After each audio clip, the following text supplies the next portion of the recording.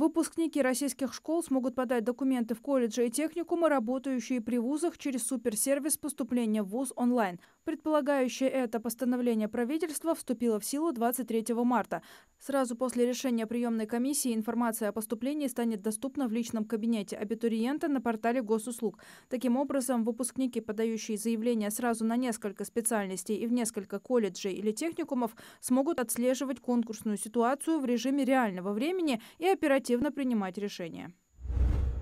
Министерство труда и социальной защиты России разработало прогноз кадровой потребности до 2029 года. По информации ведомства, наибольший подъем к 2029 году продемонстрируют такие сферы деятельности, как оказание персональных услуг, производственный сектор, логистика и складское хозяйство, гостиничный бизнес и общепит, научная деятельность, информационные технологии и коммуникации, а также здравоохранение. В то же время прогнозируется существенное снижение востребованности кадров в торговле, государственном секторе, энергетике, аграрном комплексе, операциях с недвижимостью, культурной и спортивной областях, а также в финансовом и страховом секторах.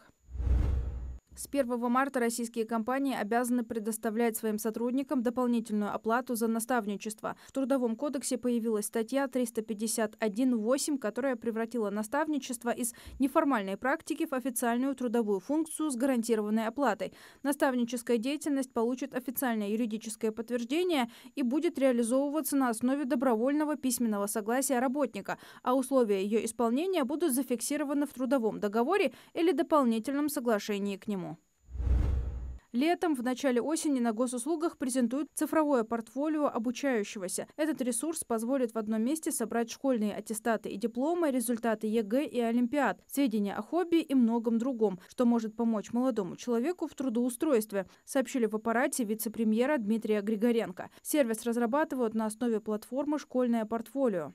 Использование ресурса станет исключительно добровольным. Сведения не будут храниться на портале госуслуг или собираться в отдельную федеральную информсистему.